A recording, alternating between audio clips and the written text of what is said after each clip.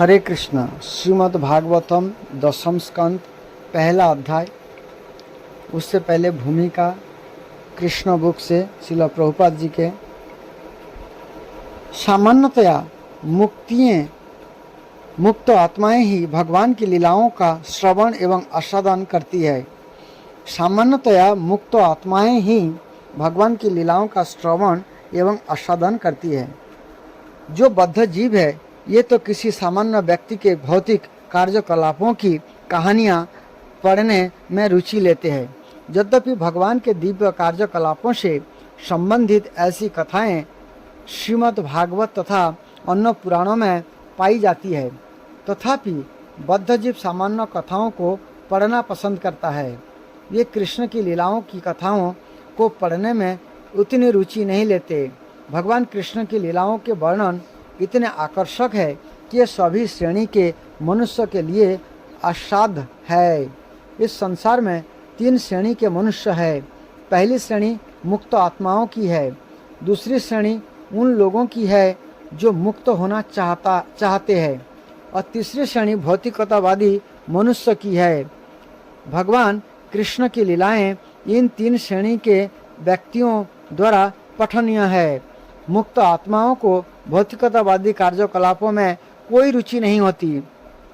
वह मायावादी सिद्धांतों की मुक्ति के बाद मनुष्य निष्क्रिय हो जाता है और उसे किसी प्रकार के श्रवण करने की आवश्यकता नहीं रहती। वह सिद्ध नहीं करता कि मुक्त पुरुष वास्तव में निष्क्रिय हो जाता है। जीवात्मा निष्क्रिय नहीं हो सकता। यह बद्ध अवस्था में अथवा मुक्त अवस्था में भी सक्रिय रहता है। उदाहरणार्थ एक रुग्ण व्यक्ति भी सक्रिय रहता है, लेकिन उसके सारे कार्य कष्टदायक होते हैं।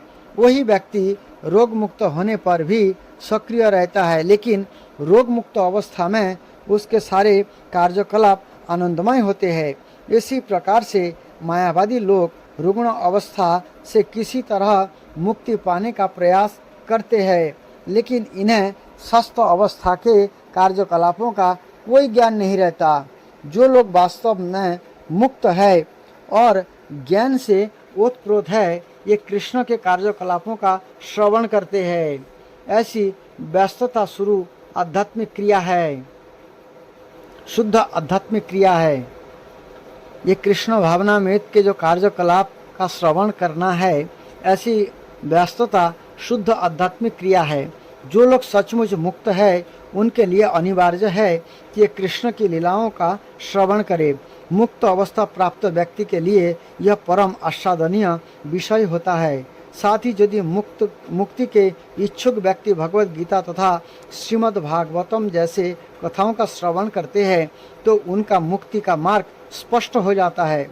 भगवत गीता श्रीमद् भागवत का प्रारंभिक अध्ययन है।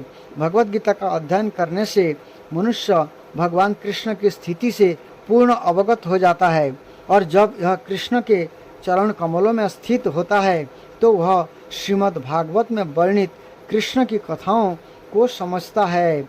अतएव भगवान श्री चैतन्य ने अपने अनुयायियों को उपदेश दिया है कि उनका कार्य है कि कृष्ण कथा का प्रसार करें। कृष्ण कथा का अर्थ है कृष्ण विषयक कथाएं। कृष्ण कथाएं 2 है। एक तो वो जो कृष्ण द्वारा कही गई है, और दूसरी वे जो कृष्ण के विषय में है। भगवत गीता साक्षात कृष्ण द्वारा कही गई है। कथा अथवा दर्शन अथवा भगवत विज्ञान है। श्रीमद् भागवत कृष्ण के कार्यकलापों तथा उनकी दिव्य लीलाओं की कथा है। दोनों ही कृष्ण कथा है। भगवान चैतन्य का आदेश है कि कृष्ण कथा का प्रचार सारे विश्व में हो, क्योंकि यदि भौतिक जगत के कष्टों से दुखी बद्ध जीव कृष्ण कथा का सहारा लेंगे तो उनकी मुक्ति का मार्ग प्रशस्त हो जाएगा। इस पुस्तक को प्रस्तुत करने का मुख्य हेतु लोगों को कृष्ण या कृष्ण कथा को समझाने के लिए प्रेरित करना है, जिससे ये भव बंधन से मुक्त हो सके। यह कृष्ण कथा अधिकांश भौतिकतावादी व्यक्तियों को भी रुचिकर लगेगा, क्योंकि गोपियाँ के साथ कृष्ण की लीलाएं इस भौतिक जगत में तरुण तथा तरुणियों के प्रेम व्यापार से ही समान है। वस्तुतः मानव समाज में व्यक्त काम भावना अस्वाभाविक नहीं है, क्योंकि वही काम भावना आदि पुरुष भगवान में भी पाई जाती है। श्रीमती राधा रानी अल्लादीनी शक्ति कहलाती है। काम भावना के आधार पर प्रेम व्यापार का आकर्षण भगवान का आदि स्वरूप है, और हम बद्ध जीव भी परमेश्वर के अंश होने के कारण ऐसी भावना से युक्त है, लेकिन वे उल्टी सूक्ष्म दशा में अनुभव की जाती है। अतएव इस जगत में जो लोग विषयी जीवन के पीछे लगे रहते हैं, जब वे गोपियों के साथ कृष्ण की लीलाओं को सुनते हैं तो उन्हें दिव्य आनंद प्राप्त होगा, यद्यपि वह उन्हें भौतिकतावादी लगता है। इसका लाभ यह होगा कि ये क्रमशः आध्यात्मिक स्तर को प्राप्त हो सकेंगे। भगवत में कहा गया है कि यदि कोई व्यक्ति गोपियों के साथ कृष्ण की लीलाओं को किसी अधिकारी से विनीत भाव से सुनता है तो वह भगवान के दिव्य प्रेमा भक्ति के स्तर को प्राप्त होता है, और उसके हृदय का काम वासना पूरी भौतिक रोग पूर्णतया बिल्कुल विलुप्त हो जाता है। दूसरे शब्द में यह भौतिक विषयी जीवन का निराकरण करेगा। यह कृष्ण पुस्तक जिसमें कृष्ण कथा भरी हुई है मुक्त आत्माओं यह कृष्ण पुस्तक जिसमें कृष्ण कथा भरी हुई है मुक्त आत्माओं के लिए तो रुचिकर है ही। ये मुक्तिकामी पुरुष के लिए तथा निपटबद्ध भौतिकतावादी व्यक्तियों के लिए भी है। महाराज परीक्षित के अनुसार जिन्होंने सुखदेव गोस्वामी से कृष्ण के विषय में सुना, कृष्ण कथा प्रत्येक व्यक्ति के लिए रुचिकर है, चाहे वह कैसा भी जीवन बिता रहे हो। निश्चय ही प्रत्येक व्यक्ति इसकी भूरी भूरी प्रशंसा करेगा। लेकिन महाराज परीक्षित ने सचेत भी किया है कि जो लोग पशुओं की हत्या करने तथा आत्महत्या करने मात्र में लगे रहते हैं, ये कृष्ण कथा के प्रति अधिक आकृष्ट नहीं होते। दूसरे शब्दों में सामान्य पुरुष जो शास्त्रों के नैतिक सिद्धांतों का पालन करते हैं, ये चाहे जिस किसी परिस्थिति में भी रहे निश्चित रूप से आकर्षक होंगे, लेकिन जो आत्महत्या में प्रवृत्त है वे नहीं होंगे। श्रीमद् भागवत में इसके लिए पशुघ्न शब्द का प्रयोग हुआ है, जिसका अर्थ है पशुओं की हत्या अथवा अपनी स्वयं की हत्या। जो लोग स्वरूप सिद्ध नहीं है और आत्म साक्षात्कार में रुचि नहीं रखते, ये आत्म हनन करते हैं, ये आत्महत्या कर रहे हैं। चूँकि वह मनुष्य जीवन विशेषतया आत्म साक्षात्कार के निमित्त मिला है, अतएव जो अपने कार्यकलापों के इस महत्वपूर्ण अंग की उपेक्षा करता है, वह पशुओं के समान मात्र अपने समय को गवाता है, अतएव वह पशुघ्न है। इस शब्द का दूसरा अर्थ उन लोगों का सूचक है जो वास्तव में पशु का वध करते हैं। इसका अर्थ उन व्यक्तियों से है जो पशु भक्षी या कुत्ते के भक्षक चंडाल तक है, क्योंकि ये अनेक प्रकार से पशुओं का वध करते रहते हैं, यथा शिकार द्वारा या कसाई घर खोलकर। ऐसे लोगों की रुचि कभी भी कृष्ण कथा के प्रति नहीं हो सकती। राजा परीक्षित की विशेष रुचि कृष्ण कथा सुनने के प्रति थी, क्योंकि ये जानते थे कि उनके पूर्वज और विशेष रूप से उनके पितामह अर्जुन कृष्ण के ही कारण कुरुक्षेत्र के युद्ध स्थल में विजयी हुए थे। हम भी इस भौतिक जगत को कुरुक्षेत्र की युद्ध भूमि मान सकते हैं। प्रत्येक व्यक्ति इस युद्ध भूमि पर अपने अस्तित्व के लिए कठोर संघर्ष कर रहा है और प्रत्येक पग पग खतरा बना हुआ है। महाराज परीक्षित के अनुसार कुरुक्षेत्र की युद्ध भूमि घातक पशुओं से परिपूर्ण विशाल सागर के समान थी। उनके पितामह अर्जुन को भीष्म, द्रोण, कर्ण जैसे शूरवीरों तथा अन्य व्यक्तियों से युद्ध करना पड़ा जो सामान्य योद्धा न थे। ऐसे योद्धाओं की तुलना समुद्र में तिमिंगल मछली से की गई है। यह तिमिंगल मछली बड़ी से बड़ी हिल मछलियों को आसानी से निगल सकती है। कुरुक्षेत्र युद्ध भूमि में समवेत महान योद्धा ऐसे अनेक अर्जुनों को निगल सकते थे, लेकिन कृष्ण की कृपा से ही अर्जुन उन सबों को मारने में समर्थ हो सका। जिस प्रकार गोपथ से भरे जल को बिना प्रयास के लंघा जा सकता है, उसी प्रकार कृष्ण की कृपा से अर्जुन कुरुक्षेत्र युद्ध भूमि रूपी सागर को सहज ही लांघ सका। अन्य अनेक कारण से भी महाराज परीक्षित ने कृष्ण के कार्यकलापों की प्रशंसा की। कृष्ण के कारण न केवल उनके पितामह बचे थे, अपितु वे स्वयं भी कृष्ण के कारण ही बच सके थे। कुरुक्षेत्र के युद्ध समाप्त होने पर कुरु वंश के सारे सदस्य, यहाँ तक कि धृतराष्ट्र तथा पांडव दोनों पक्ष के मारे सारे पुत्र तथा पौत्र युद्ध में काम आए। पांचों पांडव के अतिरिक्त सारे लोग कुरुक्षेत्र की युद्ध भूमि में मारे गए। उस समय महाराज परीक्षित अपना माता के गर्भ में थे। उनके पिता अर्जुन पुत्र अभिमन्यु भी कुरुक्षेत्र के युद्ध में मारे गए थे। अतएव महाराज परीक्षित अपने पिता की मृत्यु के बाद उत्पन्न हुए थे। जब वे अपनी माता के गर्भ में थे तो अश्वत्थामा ने इस बालक को मारने के लिए ब्रह्मास्त्र छोड़ा था। जब महाराज परीक्षित की माता खतरा उतरा कृष्ण के पास पहुंची तो कृष्ण ने गर्भपात के भय से परमात्मा रूप में गर्भ में प्रवेश करके महाराज परीक्षित को बचाया था। महाराज परीक्षित का दूसरा नाम विष्णुरात है, क्योंकि स्वयं भगवान विष्णु ने गर्भ के भीतर उनकी रक्षा की थी। इस प्रकार प्रत्येक व्यक्ति को, चाहे वह जिस अवस्था में हो, कृष्ण तथा उनके कार्यकलापों के विषय में श्रवण करने में रुचि लेनी चाहिए, क्योंकि ये परम सत्य भगवान है। ये सर्वव्यापी है। ये जन जन के हृदय के भीतर वास करने वाले हैं और बाहर अपने विश्व रूप में रहने वाले हैं। फिर भी जैसा कि भगवत गीता में कहा गया है, मानव समाज में अपने यथारूप में प्रकट होकर प्रत्येक व्यक्ति को अपने दिव्य धाम में वापस चलने के लिए आमंत्रित करते हैं। कृष्ण के विषय में जानने के लिए प्रत्येक व्यक्ति में रुचि होनी चाहिए। यह पुस्तक इस उद्देश्य से प्रस्तुत की जा रही है कि लोग कृष्ण के विषय में जानें और इस मनुष्य जीवन में पूर्ण रूप से रूपेण लाभान्वित हो सके। श्रीमद् भागवत के 9वें स्कंद में श्री बलदेव जी को वसुदेव पत्नी रोहिणी के पुत्र बताया गया है। कृष्ण के पिता वसुदेव के 16 पत्नियां थी, जिनमें से बलराम की माता रोहिणी भी एक थी, लेकिन बलराम की देवकी पुत्र भी कहा गया है। अतएव वह देवकी तथा रोहिणी दोनों के ही पुत्र किस प्रकार हो सकते हैं।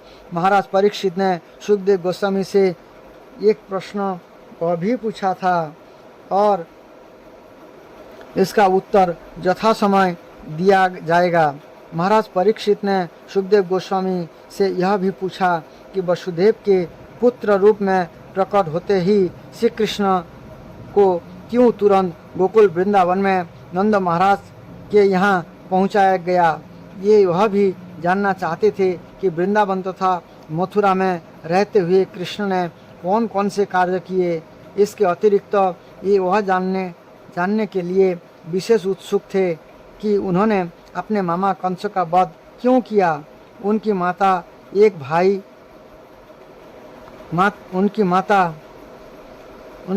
का भाई होने के कारण कंस अत्यंत घनिष्ठ गुरुजन था, तो भी उन्होंने कंस का वध क्यों किया।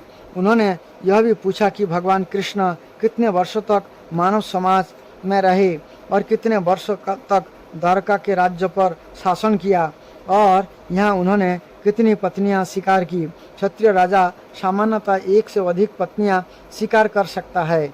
अतः महाराज परीक्षित ने उनकी पत्नियों की संख्या भी जाननी चाहिए।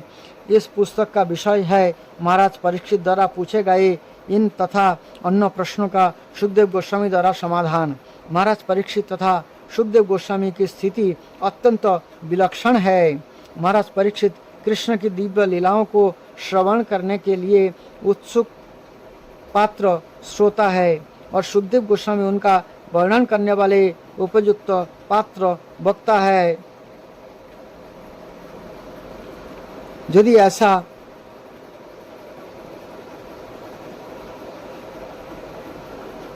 सुखदेव गोस्वामी उनका वर्णन करने वाले उपयुक्त पात्र वक्ता है। यदि ऐसा मणि कांचन संयोग प्राप्त हो जाए तो कृष्ण कथा तुरंत प्रकाशित हो जाती है और लोग ऐसे संवाद से अधिकाधिक लाभ उठा सकते हैं। यह कथा सुखदेव गोस्वामी द्वारा महाराज परीक्षित को उस समय सुनाई गई जब ये गंगा नदी के तट पर उपवास करते समय शरीर त्यागने जा रहे थे। सुखदेव गोस्वामी को आश्वस्त करने के लिए कि कृष्ण कथा सुनने से ये कभी थकेंगे नहीं, महाराज परीक्षित ने स्पष्ट कहे, भले ही सामान्य पुरुष को या मुझको भूख प्यास कष्ट दे सकती है, लेकिन कृष्ण की कथाएं इतनी सरस है कि कोई भी व्यक्ति थकान का अनुभव किए बिना ही उन्हें सुनता रह सकता है, क्योंकि इनके सुनने से मनुष्य दिव्य पद को प्राप्त होता है। ऐसा प्रतीत होता है कि जो कृष्ण कथा को महाराज परीक्षित के ही समान गंभीरता पूर्वक सुनता है वो अत्यंत भाग्यशाली होता है। इस कथा को सुनने के लिए विशेष तौर पर कृतसंकल्प थे, क्योंकि ये किसी भी क्षण मृत्यु को प्राप्त हो सकते थे। हम में से प्रत्येक को मृत्यु के किसी भी क्षण आने से अवगत होना चाहिए। इस जीवन का कोई भरोसा नहीं है, क्योंकि किसी भी क्षण मनुष्य की मृत्यु हो सकते हैं, भले ही वह युवक हो या वृद्ध हो। अतएव मरने के पहले हमें पूरी तरह से कृष्ण भावना भावित होना चाहिए। मृत्यु के समय राजा परीक्षित सुखदेव गोस्वामी से श्रीमद् भागवत सुन रहे थे। तो जब राजा परीक्षित ने कृष्ण के विषय में सुनने की उत्कंठा इच्छा प्रकट की तो सुखदेव गोस्वामी अत्यंत प्रसन्न हुए। सुखदेव समस्त भागवत वाचकों में सर्वश्रेष्ठ थे। अतएव ये कृष्ण की लीलाओं के विषय में बोलने लगे, जो इस कलियुग के समस्त अमंगल को नष्ट करने वाली है। सुखदेव गोस्वामी ने राजा को कृष्ण के विषय में इतनी उत्कंठा पूर्वक सुनने के लिए धन्यवाद दिया और यह कहकर उन्हें प्रोत्साहित किया, हे राजन, आपकी बुद्धि अत्यंत प्रखर है, क्योंकि आप कृष्ण की लीलाओं को सुनने के लिए इतने आतुर है। उन्होंने महाराज परीक्षित को बताया कि कृष्ण की लीलाओं का श्रवण तथा कीर्तन इतना मंगलकारी है कि वह तीनों प्रकार के लोगों को शुद्ध कर देता है, वक्ता, श्रोता तथा जिज्ञासु। ये लीलाएं उस गंगा जल के समान है जो भगवान विष्णु की अंगूठी से निकला है। ये तीनों लोकों को, आकाश पाताल तथा पृथ्वी को पवित्र करने वाली है। भगवान श्री कृष्ण का अवतरण अध्याय 1। एक बार यह संसार ऐसे राजाओं की अनावश्यक सैनिक शक्ति से बझिल हो गया जो वास्तव में असुर थे, किंतु आपने आपको राजा मान रहे थे। तब सारा संसार विक्षुब्ध हो उठा और पृथ्वी की अधिष्ठात्री देवी, जिसे भूमि कहते हैं, उन असुरी राजाओं से उत्पन्न अपनी विपदाओं को बताने के लिए ब्रह्मा जी के पास गई। भूमि ने गौ का रूप धारण किया और वह आंखों में आंसू भरकर ब्रह्मा के समक्ष प्रकट हुई। वह शोकार्त थी और भगवान की करुणा जगाने के लिए रो रही थी। उसने पृथ्वी की विपदाग्रस्त स्थिति का वर्णन किया। इस वृत्तांत को सुनकर ब्रह्मा अत्यंत दुखित हुए। ये तुरंत क्षीर सागर के लिए चल पड़े, जहाँ भगवान विष्णु निवास करते हैं। ब्रह्मा जी के साथ शिव जी इत्यादि सारे देवता थे और भूमि भी उनके साथ हो ली। क्षीर सागर के तट पर जाकर ब्रह्मा जी भगवान विष्णु को, जिन्होंने पहले बराह का रूप धारण कर के पृथ्वी लोक की रक्षा की थी, प्रसन्न करने का उपाय करने लगे। वैदिक मंत्रों में पुरुष सूक्त नामक एक विशेष प्रकार की प्रार्थना है। सामान्य रूप से देवतागण इसी पुरुष सूक्त का उच्चारण करके श्री भगवान विष्णु को नमस्कार करते हैं। यहाँ यह ज्ञातव्य है कि जब भी किसी लोक में कोई उपद्रव होता है, उस लोक का अधिष्ठाता देव इस ब्रह्मांड के स्वामी ब्रह्मा के पास जा सकता है और ब्रह्मा जी भी परमेश्वर विष्णु के पास जा सकते हैं, किंतु वे वहीं प्रत्यक्ष दर्शन नहीं अपितु क्षीर सागर के तट पर खड़े होकर उनका प्रत्यक्ष दर्शन कर सकते हैं। इस ब्रह्मांड के अंतर्गत श्वेतद्वीप नामक एक लोक है जिसमें क्षीर सागर है। विविध वैदिक वाङ्मय से ज्ञात होता है कि जिस प्रकार इस लोक में लवण सागर है, उसी प्रकार अन्य लोक में भी अनेक प्रकार के तरल सागर है। कहीं क्षीर सागर है तो कहीं तेल सागर है और कहीं सूरा सागर तथा अन्य प्रकार के सागर है। पुरुष सूक्त ही वह आदर्श प्रार्थना अर्थात स्तुति है जिसे देवतागण क्षीरोदकशाही भगवान को प्रसन्न करने के लिए पढ़ते हैं। क्षीर सागर में शयन करने के कारण ये क्षीरोदकशाही विष्णु कहलाते हैं। यही भगवान श्री भगवान है जिसने इस ब्रह्मांड के समस्त अवतार प्रकट होते हैं। जब सभी देवताओं ने श्री भगवान की स्तुति पुरुष सूक्त द्वारा कर ली तो उन्हें कोई उत्तर नहीं मिला। तब ब्रह्मा जी स्वयं ध्यान करने में लग गए और तब भगवान विष्णु ने उन्हें एक संदेश भेजा। ब्रह्मा ने इस संदेश को देवताओं तक प्रेषित कर दिया। वैदिक ज्ञान प्राप्त करने की वही विधि है। यह वैदिक ज्ञान सर्वप्रथम श्री भगवान ने ब्रह्मा को हृदय के माध्यम से प्राप्त होता है। जैसा कि श्रीमद् भागवत के प्रारंभ में कहा गया है, तेने ब्रह्म हृदय यह आदि कवयो, वेद का दिव्य ज्ञान हृदय के द्वारा ब्रह्मा तक प्रेषित हुआ। उसी प्रकार यहाँ भी केवल ब्रह्मा ही भगवान विष्णु द्वारा प्रेषित संदेश को समझ पाए और उन्होंने तुरंत कार्यवाही के लिए देवताओं को प्रसारित कर दिया। यह संदेश इस प्रकार था, भगवान शीघ्र ही अपनी परम शक्तियों सहित पृथ्वी पर प्रकट होंगे और जब तक ये पृथ्वी लोक में असुरों के संहार तथा भक्तों का संस्थापन का उद्देश्य पूरा करने के लिए रहेंगे, तब तक देवताओं को भी उनकी सहायता के लिए वहीं रहना होगा। उन्हें तुरंत उस यदुवंश में जन्म ग्रहण करना होगा जिसमें यथा समय भगवान भी प्रकट होंगे। भगवान श्री कृष्ण स्वयं वसुदेव के पुत्र रूप में प्रकट होंगे। उनके प्रकट होने के पूर्व सारे देवताओं को अपनी अपनी पत्नियों सहित संसार भर के विभिन्न पवित्र परिवारों में भगवान के अनेक कार्यों में सहायता पहुंचाने के लिए प्रकट होना चाहिए। यहाँ पर तत्प्रियार्थम शब्द अत्यंत उपयुक्त है, जिसका अर्थ है कि देवताओं को चाहिए कि भगवान को प्रसन्न करने के लिए इस पृथ्वी पर प्रकट हो।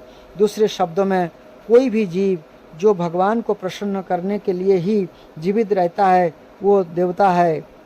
देवताओं को यह जानकारी भी दी गई है कि भगवान श्री कृष्ण के अवतार के पूर्व पृथ्वी पर भगवान कृष्ण का पूर्ण अंश अनंत प्रकट होगा, जो अपने लाखों फनों से ब्रह्मांड को धारण किए हुए है। उन्हें भी वह सूचित किया गया कि विष्णु की बहिरंगा शक्ति माया भी, जिससे समस्त बद्ध जीव आकृष्ट होते हैं, परमेश्वर के आदेश के अंतर्गत उनकी योजना जो प्रयोजन सिद्ध के लिए प्रकट होगी।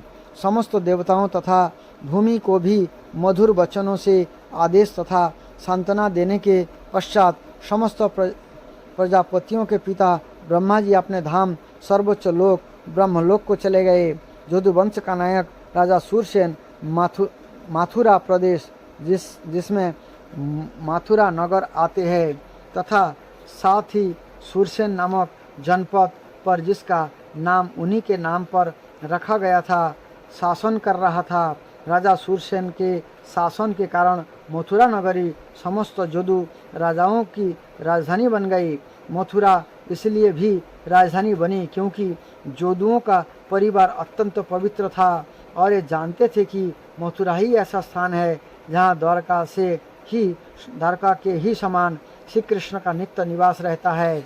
एक बार सूरसेन के पुत्र वसुदेव देवकी को बहाकर अपनी नवपरिणीता पत्नी के साथ रथ पर चढ़कर अपने घर जा रहे थे। देवकी के पिता देवक ने प्रचुर दहेज दिया था, क्योंकि यह अपनी पुत्री को अत्यधिक चाहता था। उसने सैकड़ों रथ दिए थे जो पूर्णतया स्वर्णमंडित थे। उस समय उग्रसेन का पुत्र कंस अपनी बहन देवकी को प्रसन्न करने के लिए वसुदेव के रथ के घोड़े की रास स्वेच्छा से अपने हाथ में लेकर हाँकने लगा था।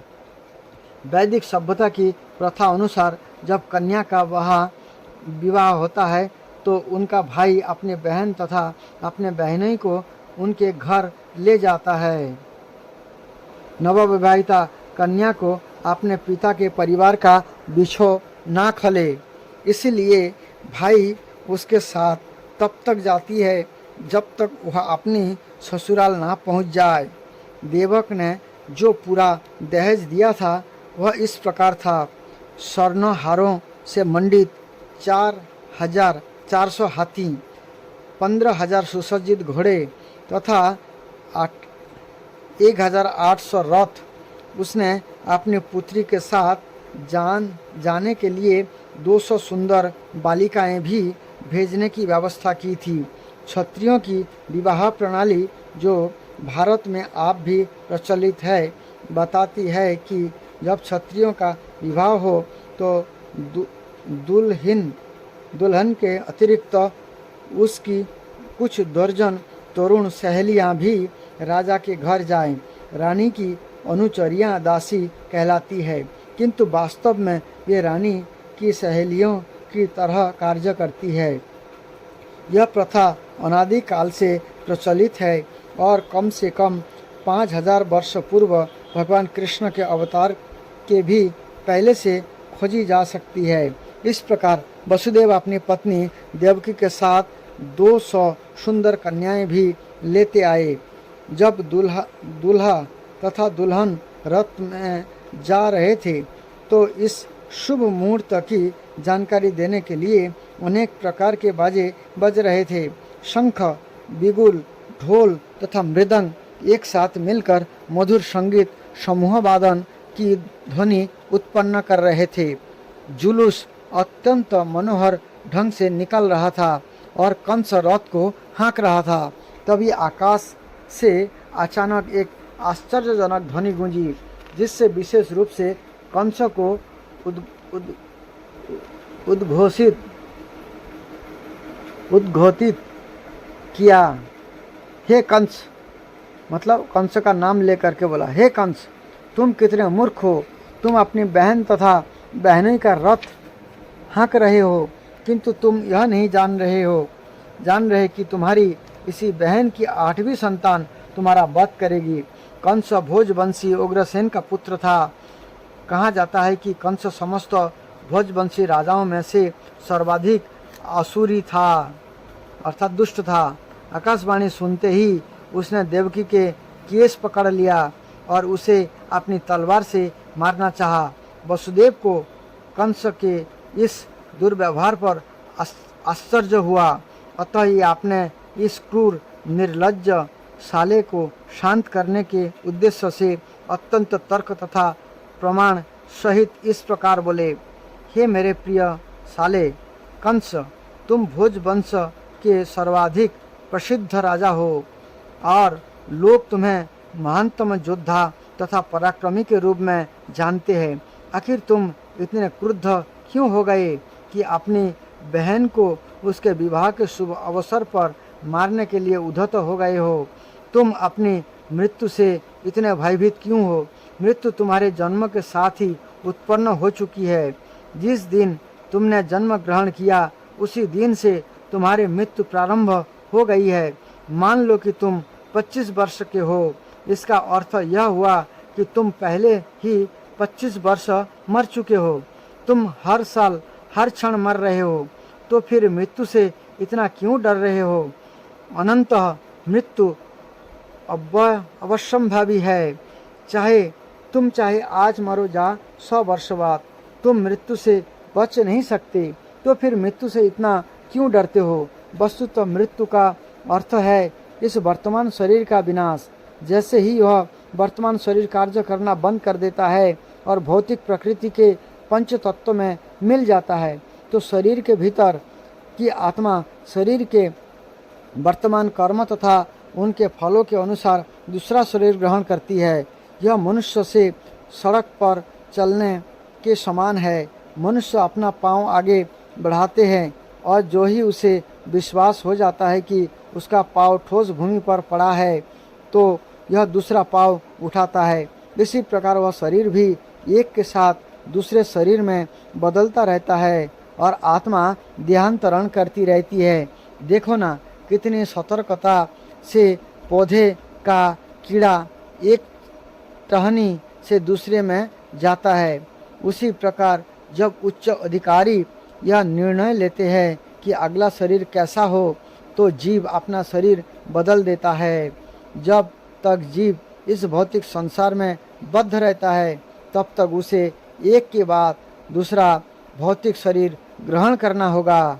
उसे अगला शरीर उसके इस जीवन के कर्मों तथा उनके फलों के अनुसार प्रकृति के नियमों द्वारा प्रदत्त होता है। यह शरीर सपनों में देखे जाने वाले शरीरों में से किसी एक के ही समान होता है। सोते समय सपनों में हम अपनी मानसिक सृष्टि के अनुसार अनेक शरीरों की रचना करते रहते हैं। हम पहले से स्वर्ण देखे रहते और पर्वत भी, अतः स्वप्न में हम इन दोनों विचारों को मिलाकर स्वर्णिम पर्वत देख सकते हैं। कभी कभी सपने में हमें अपने शरीर को उड़ाता हुआ देखते हैं और उस समय हम अपने वर्तमान शरीर को बिल्कुल भूल जाते हैं। इस प्रकार ये शरीर बदलते रहते हैं। जब तुम्हें कोई शरीर मिलता है तो तुम विगत शरीर को भूल जाते हो। स्वप्न में हम ना जाने कितने नए प्रकार के शरीरों के साथ संपर्क कर सकते हैं, किंतु जागते पर हम उन सब को भूल जाते हैं। ये भौतिक शरीर वास्तव में हमारी मानसिक क्रियालता की रचनाएं हैं, किंतु इस समय हम अपने विगत शरीरों का स्मरण नहीं कर पाते। मन बड़ा ही चंचल है, कभी यह कुछ स्वीकार करता है और तुरंत उसी वस्तु को अस्वीकार कर देता है। इंद्रियां तृप्ति के 5 विषय रूप रस, गंध, शब्द तथा स्पर्श के संपर्क से ही मन स्वीकार और अस्वीकार करता रहता है। चिंतनशील विधि द्वारा मन इंद्रिय तृप्ति के विषय के संपर्क में आता है और जीव इच्छा अनुसार विशेष प्रकार का शरीर प्राप्त करता है। इस प्रकार शरीर भौतिक प्रकृति के नियमों द्वारा प्रदत्त एक उपहार है। जीव शरीर ग्रहण करके अपने शरीर की रचना के अनुसार इस जगत में सुख भोगने या दुख भोगने के लिए फिर से आता है। किसी विशेष शरीर के बिना हम विगत जीवन से प्राप्त मानसिक दशा के अनुसार सुख या दुख का अनुभव नहीं कर सकते। हमें विशेष प्रकार का जो शरीर मिलता है वह मृत्यु के समय हमारे मानसिक दशा के अनुसार ही मिलता है। सूर्य, चंद्र या नक्षत्र जैसे प्रकाशमान लोगों का प्रतिबिंब जल, तेल या घी जैसे भिन्न प्रकार के अगारों में पड़ता है। यह प्रतिबिंब पात्र की गति के ही अनुसार हिलता डुलता है। चंद्रमा का प्रतिबिंब जल पर पड़ता है और जल के हिलने से चंद्रमा भी हिलता प्रतीत होता है, लेकिन वास्तव में चंद्रमा हिलता नहीं। इसी प्रकार मानसिक कल्पना अर्थात मनोधर्म से जीव विभिन्न प्रकार के शरीर ग्रहण करता है। यद्यपि उसका इन शरीर से कोई संबंध नहीं होता, किंतु माया के प्रभाव से मोहित होने के कारण जीव सोचता है कि उसका संबंध एक विशेष प्रकार के शरीर से है। बद्ध जीवों की से ही वही जीवन शैली है। मान लो कि कोई जीव इस समय मनुष्य शरीर को प्राप्त है। यह सोचता है कि यह किसी मानव समुदाय या किसी विशेष देश या विशिष्ट स्थान से संबंधित है। वह अपनी पहचान उसी रूप में करता है और व्यर्थ ही दूसरे शरीर की तैयारी में जुट जाता है जिसकी आवश्यकता नहीं रहती। ऐसी इच्छाएं तथा मानसिक कल्पनाएं भिन्न प्रकार के शरीर के कारण है। भौतिक प्रकृति का आच्छादक प्रभाव इतना प्रबल होता है कि जीव को जैसा भी शरीर मिलता है वह उसी में प्रसन्न रहता है और अत्यंत प्रसन्नतापूर्वक उस शरीर से अपनी पहचान करने लगता है। अतः मेरी प्रार्थना है कि तुम अपने मन तथा शरीर के आदेशों से अभिभूत ना हो। इस तरह वसुदेव ने कंस से प्रार्थना की कि वह अपनी नवविवाहिता बहन से द्वेष ना करे। किसी को दूसरे से द्वेष नहीं करना चाहिए, क्योंकि द्वेष ही इस लोक में तथा परलोक में जब वह यमराज मृत्यु के पास दंड देने वाला राजा के समक्ष होगा भय के कारण बनता है। वसुदेव ने देवकी की ओर से कंस से अनुनय विनय की कि वह उसकी छोटी बहन है। उन्होंने विवाह की शुभ घड़ी का स्मरण कराकर भी अनुरोध किया। छोटी बहन जा भाई की रक्षा अपनी संतान की ही तरह की जानी चाहिए। वसुदेव ने तर्क किया, कुल मिलाकर स्थिति अत्यंत गंभीर है कि यदि तुम उसे मारते हो तो इससे तुम्हारा जस की हानि होगी। इस प्रकार वसुदेव ने सदुपदेश द्वारा तथा दार्शनिक तर्क वितर्क द्वारा कंस को शांत करने का प्रयास किया, किंतु वह शांत नहीं हुआ, क्योंकि उसकी संगति असुरों से थी। अपनी असुरी संगति के कारण राजसी उच्च कुल में जन्म लेकर भी वह असुर बना रहा। असुर कभी किसी सदुपदेश की परवाह नहीं करता। यह प्रतिबद्ध चोर की तरह होता है, भले ही कोई कितना ही नैतिक उपदेश क्यों ना दे दे, उस पर कोई प्रभाव नहीं पड़ता। इस प्रकार जो लोग स्वभाव से आसुरी या नास्तिक होते हैं, ये मुश्किल से किसी सदुपदेश को ग्रहण करता है, चाहे उपदेश कितना ही प्रामाणिक क्यों न हो। देवता में तथा असुर में वही अंतर है। जो लोग सदुपदेश ग्रहण करके उसके अनुसार जीवन बिताने का प्रयास करते हैं, ये देवता कहलाते हैं, और जो ऐसे सदुपदेश को ग्रहण करने में अक्षम होते हैं, ये असुर कहलाते हैं। जब वसुदेव कंस को शांत करने में असफल रहे तो ये असमंजस में पड़ गए कि वे अपनी पत्नी देवकी की किस तरह रक्षा करें। संकट आसन्न होने पर बुद्धिमान व्यक्ति को चाहिए कि यथासंभव इस संकटमय स्थिति से बचने का प्रयास करे, किंतु यदि सारी बुद्धि लगाने पर भी वह विकट स्थिति को टालने में असफल रहे तो वह उसका दोष नहीं है।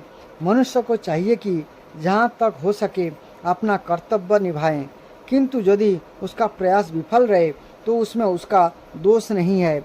वसुदेव अपनी पत्नी के विषय में इस तरह सोचने लगे, इस समय तो मैं देवकी के प्राणों की रक्षा करूंगा, तत्पश्चात यदि हमारे संतान हुई तो उन्हें बचाने का उपाय सोचूंगा। उन्होंने आगे सोचा, यदि भविष्य में मेरे कोई संतान होती है जो कंस को मार सके, जैसा कि कंस सोचता है, तो देवकी तथा यह संतान दोनों ही बच जाएंगे, क्योंकि विधि का विधान अचिंत्य है। किंतु इस समय तो किसी तरह मुझे देवकी की प्राणों की रक्षा करनी ही है।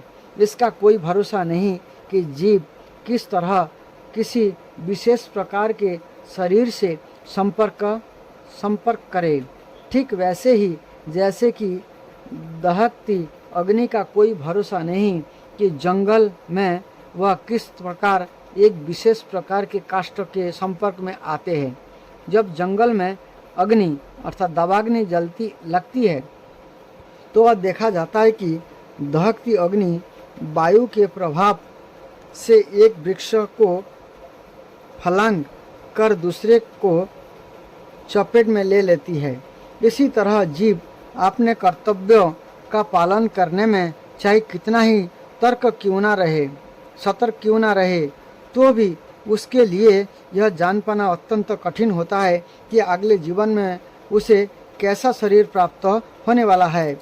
महाराज भरत आत्म साक्षात्कार संबंधी अपना कर्तव्य अत्यंत श्रद्धापूर्वक निभा रहे थे, किंतु संयोगवश उन्हें एक मृग के प्रति क्षणिक अनुराग उत्पन्न हो गया, जिससे उन्हें अगले जन्म में मृग का शरीर धारण करना पड़ा।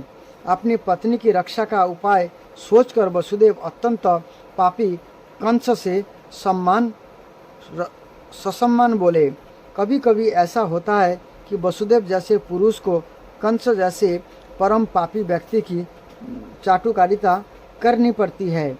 कूटनीतिक व्यापार ऐसे ही चलता है।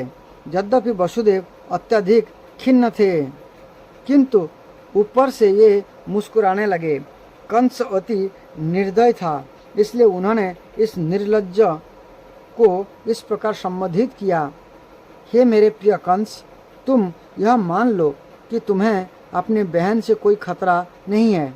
तुम्हें खतरे की आशंका इसलिए है क्योंकि तुमने आकाशवाणी सुनी है, किंतु वह खतरा तो तुम्हारी बहन के पुत्र से आना है, जो इस समय यहाँ उपस्थित नहीं है।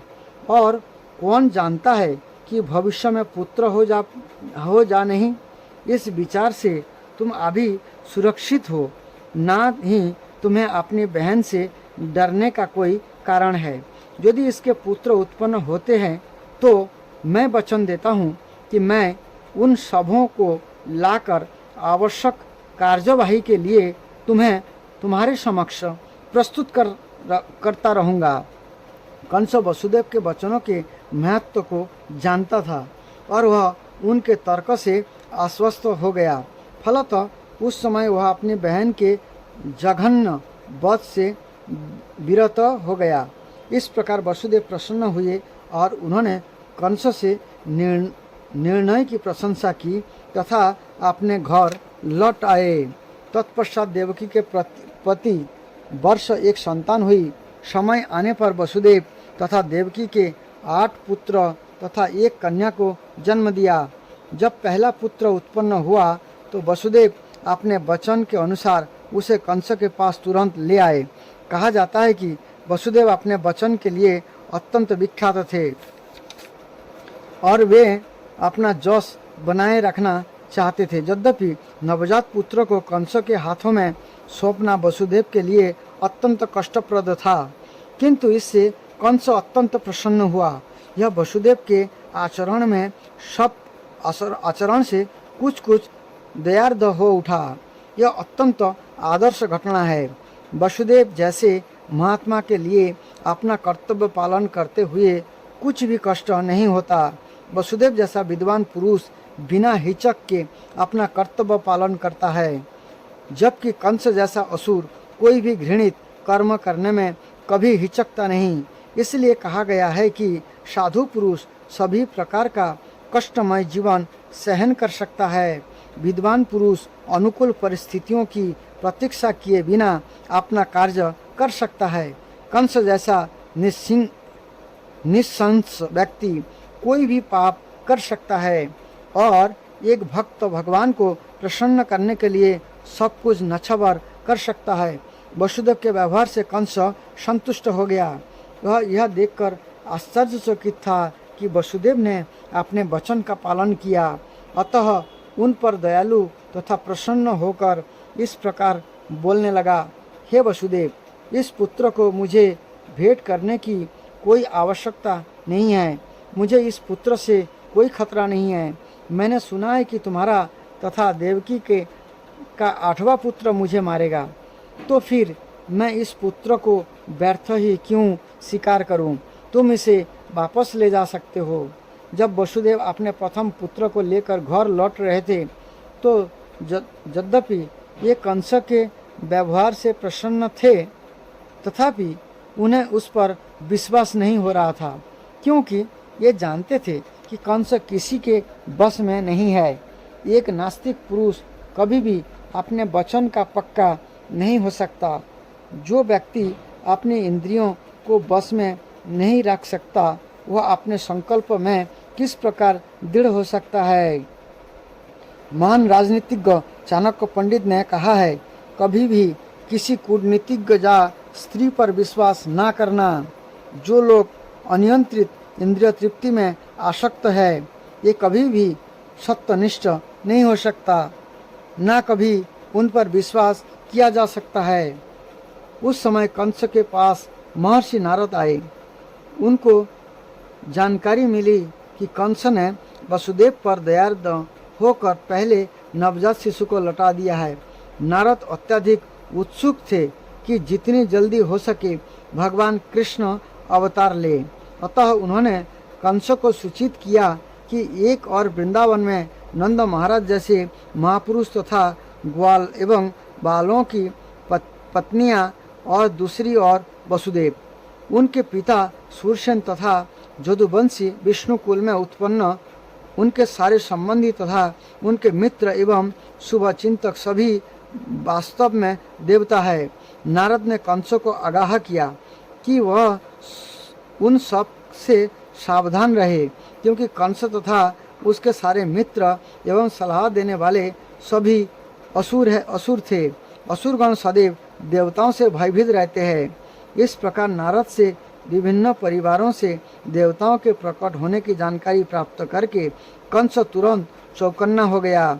यह समझ गया कि चूंकि देवता आप प्रकट हो चुके हैं, अतः भगवान विष्णु का भी शीघ्र ही आगमन होगा। उसने तुरंत अपने बहनोई वसुदेव तथा बहन देवकी को बंदी बना लिया और उन्हें कारागार में डाल दिया। वसुदेव तथा देवकी लोहे के सांकले पहने कारागार में प्रतिवर्ष एक पुत्र को जन्म देते रहे और कंस प्रत्येक बालक को विष्णु का अवतार समझकर एक एक करके मारता रहा। वह 8वें पुत्र से विशेष रूप से भयभीत था, किंतु नारद के आने के पश्चात वह इस निष्कर्ष पर पहुंचा कि कोई भी बालक कृष्ण हो सकता है। अतः वसुदेव तथा देवकी से उत्पन्न सभी संतानों को मारना ही श्रेयस्कर होगा। कंस के इस व्यवहार को समझ पाना बहुत कठिन नहीं है। संसार के इतिहास में ऐसे अनेक उदाहरण प्राप्त है जब राज परिवार के लोगों ने अपनी अभिलाषा की पूर्ति के लिए अपने पिता, भाई, सारे परिवार तथा मित्र का वध किया है। इसमें कुछ भी आश्चर्यजनक न था, क्योंकि आसुरी वृत्ति वाले राज परिवार के लोभी लोग अपनी निंद अभिलाषाओं के लिए किसी का भी वध कर सकता है। नारद की कृपा से कंस अपने पूर्व जन्म से अवगत हुआ। ऐसा पता चला कि यह पूर्व जन्म में कालनेमी नामक असुर था, जिसका वध विष्णु द्वारा हुआ था। उसने भोज परिवार में जन्म लेकर और निश्चय किया था कि वह जदुवंश का घोर शत्रु बनेगा, क्योंकि कृष्ण उसी परिवार में जन्म लेने जा रहे हैं। अतः कंस अत्यधिक भयभीत था कि वह पूर्व जन्म की ही भांति कृष्ण के हाथों मारा जाएगा। सर्वप्रथम उसने अपने पिता उग्रसेन को बंदी बना लिया, क्योंकि वह जदु भोज तथा अंधक वंश का प्रमुख राजा था। उसने वसुदेव के पिता सूरसेन के राज्य पर ही अधिकार जमा लिया और आपने आप को इन समस्त देशों का राजा घोषित कर दिया। इस प्रकार लीला पुरुषोत्तम भगवान श्री कृष्ण के अंतर्गत भगवान श्री कृष्ण का अवतरण नामक प्रथम अध्याय का भक्ति वेदांत तात्पर्य पूर्ण हुआ। हरे कृष्ण कृष्ण कृष्ण हरे हरे, हरे राम राम राम हरे हरे। हरे कृष्ण महामंत्र का जप करना चाहिए और अपने मनुष्य जीवन को सफल करना चाहिए। भगवान के लीला कथाओं में मन लगाना चाहिए और इसमें शिक्षा प्राप्त करना चाहिए, जिससे हमारा जीवन में कल्याण हो सके। हरे कृष्ण कृष्ण कृष्ण हरे हरे, हरे राम राम राम हरे हरे।